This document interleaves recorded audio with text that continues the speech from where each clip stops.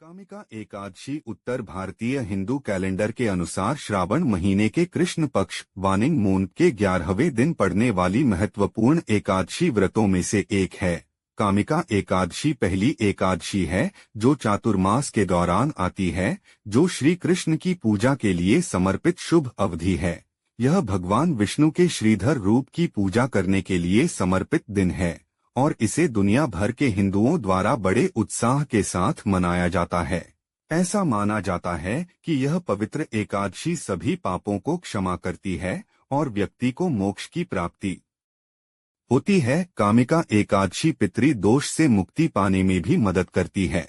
प्राचीन हिंदू ग्रंथ पद्म पुराण में कामिका एकादशी व्रत कथा का वर्णन इस प्रकार है। युधिष्ठिर ने पूछा, हे गोविंद, कृपया हमें श्रावण के कृष्ण पक्ष में पड़ने वाली एकादशी का नाम बताएं।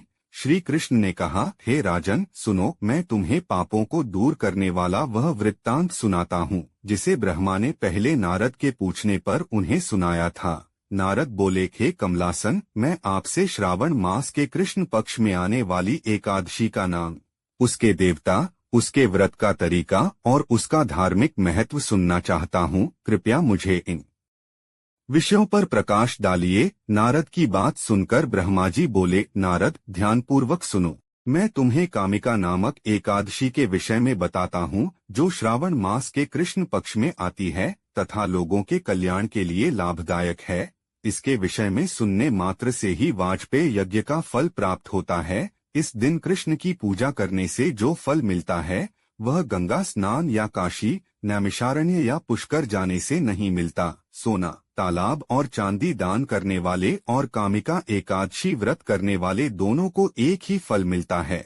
श्रावण में भगवान विष्णु की पूजा करना गंधर्वों, उर्गों और पन्नगों के साथ देवताओं की पूजा करने के बराबर माना जाता है। यहाँ तक कि स्वयं भगवान विष्णु ने भी इसकी पुष्टि की है। कामिका व्रत करने वालों को मिलने वाले फल उन लोगों से कहीं अधिक श्रेष्ठ हैं जो परम आत्मा के ज्ञान की खोज करते हैं। जो लोग रात भर जागकर कामिका व्रत का पालन करते हैं वे भयंकर यम या किसी भी विपत्ति का सामना करने से बच जाते हैं। कामिका व्रत के पालन के कारण वे किसी प्रतिकूल वंश में जन्म नहीं लेते हैं। जिन प्रबुद्ध संतों ने परम मोक्ष प्राप्त किया है उन्होंने कामिका व्रत का पालन करके ऐसा किया है। इसलिए जिन्होंने खुद को अनुशासित किया है उन्हें इस व्रत का पालन करने का हर संभव प्रयास करना चाहिए। तुलसी के पत्तों से भगवान विष्णु की पूजा करने से इस दुनिया के सभी पाप धुल जाते हैं और वह वैसा ही रहता है जैसे कमल का पत्ता पानी में निष्कलंक रहता है। तुलसी के पत्ते से भगवान विष्णु की पूजा करने से एक माप सोना या चौगुना चांदी चढ़ाने के समान फल मिलता है। भगवान विष्णु रत्न, मोती, लाजवंत और मूंगे की अपेक्षा तुलसी के पत्तों से अधिक प्रसन्न होते हैं। तुलसी के पौधों से भगवान विष्णु की पूजा करने से जन्म से संचित पाप नष्ट हो जाते हैं।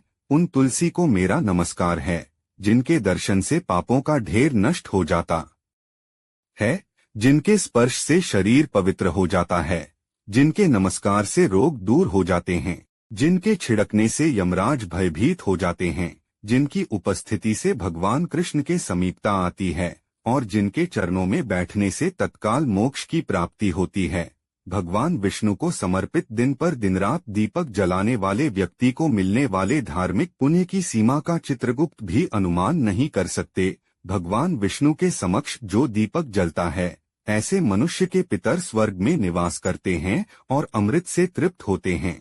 घी या तिल के तेल से दीपक जलाने से 100 करोड़ दीपों का पुण्य प्राप्त होता है और वह सूर्यलोक को प्राप्त होता है। कामिका व्रत के ये हैं महत्व। इसे हर व्यक्ति को करना चाहिए क्योंकि इससे सभी पाप दूर हो जाते हैं, जिसमें ब्राह्मण हत्या या गर्भपात करवाना भी शामिल है। इस व्रत को करने वाले भगवान विष्णु के धाम को प्राप्त करते हैं और महान धार्मिक पुण्य अर्जित करते हैं। जो लोग इस व्रत की महिमा पर विश्वास करते हैं और इसे सुनते हैं वे भगवान विष्णु के लोक में पहुंचते हैं और सभी पापों से मुक्त हो जाते हैं। कामिका एकादशी के दिन भक्तों को भगवान विष्णु की पूजा पूरी श्रद्धा और भक्ति के साथ करनी चाहिए। लोग सुबह जल्दी उठकर तुलसी के पत्ते, फूल, फल और तिल से भगवान की पूजा करते हैं। इसके बाद पंचामृत अभिषेक भी किया जाता है। भगवान के सामने दीपक जलाकर उनसे अपने सभी पापों की क्षमा मांगने की भी प्रथा है। इस दिन तुलसी के पौधे की पूजा करने का विशेष महत्व है, क्योंकि तुलसी जी को भगवान विष्णु का पवित्र पौधा माना जाता है। कामिका एकादशी पर तुलसी के पत्तों के दर्शन मात्र से सभी पाप धुल जाते हैं और उनकी पूजा करने से सभी रोग दूर हो जाते हैं। तुलसी के पौधे को पानी देने से व्यक्ति को मृत्यु के देवता यम के प्रकोप से बचाया जा सकता है।